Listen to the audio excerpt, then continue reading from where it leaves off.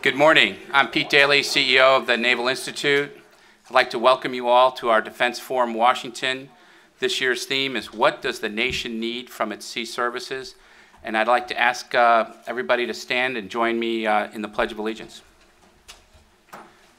Pledge allegiance to the flag of the United States of America and to the republic for which it stands, one nation, under God, indivisible, with liberty and justice for all. Thank you.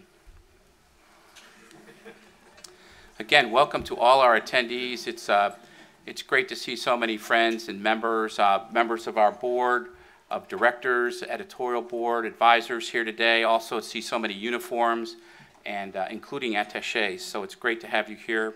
Special thanks to our conference sponsors who are here today. We've got from Lockheed Martin, Chris Bova, Brad Hicks, Jim Murdoch, and Textron, we've got Vince Logston and Chris Noble, and USAA is represented by Ronnie Wright. Our sponsors are hugely important, makes this event possible, and we thank them again. You know, if you look back on this year, it's probably not the best year for defense. We're behind on readiness, and just to use one Navy example, not a naval example, but 3 years ago, the Navy could muster 5 carrier strike groups either deployed or ready to deploy in 30 days.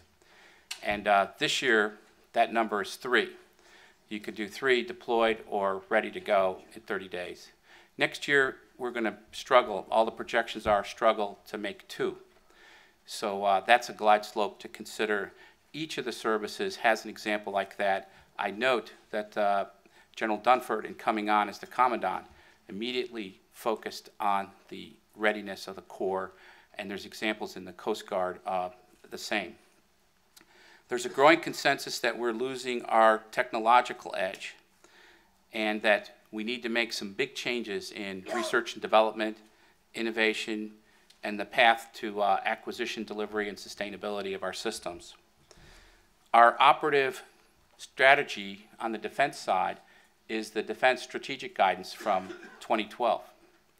And that's still in effect, yet we've backed out some $500 billion in resources and said that's still the strategy. And it begs the question on whether that's an honest assessment or an honest way to proceed. Our Sea Service leaders themselves have admitted that they're losing the battle in compelling and gaining understanding and appreciation for the negative effects of the sequester. They know that on the current glide slope that we're on, we're writing checks that we can't cash. Military personnel themselves are losing faith. The surveys tell us that their leaders are telling it straight, and there are already signs that there's hemorrhaging of the talent in the military, and the best go first. So we're past due, I think, to stop looking backwards at the decline from the previous years and to look ahead and ask, what does the nation need from its sea services? And as most of you know, the sea services are currently working on and have been working on for well over a year a revised maritime strategy. And to the left of that strategy rollout is a significant analysis and effort to understand the context and the environment. And I hope to get some insights on that today, especially from our first panel. Our speakers today will all be available for questions, and all we ask is that you use the mics. We've got mics in the 2 spots in the room in the back, and just ask that you use those mics for questions and use them so that we can all hear your question. So I'd like to ask our first panel to come up, take their seats, and I'll introduce the moderator of that panel. Peter Schwartz is a retired Navy captain who's been with CNA Corporation for more than 20 years. He serves as the principal research scientist. He's the author of the U.S. Navy Capstone Strategy Series, a comprehensive analysis of the Navy's capstone strategy, policy, and concept documents from 1970 to 2010. Peter served for 26 years as a Navy officer And during that time, he served 2 in-country tours in Vietnam as an advisor to the Vietnamese Navy.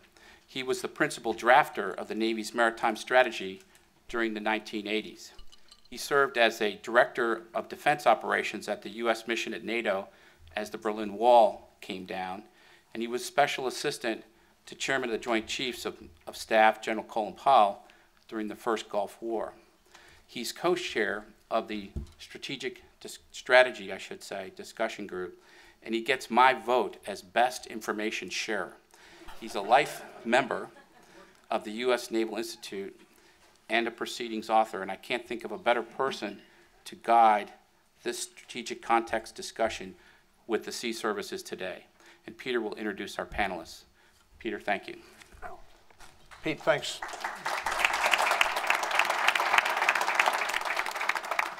Thanks very much.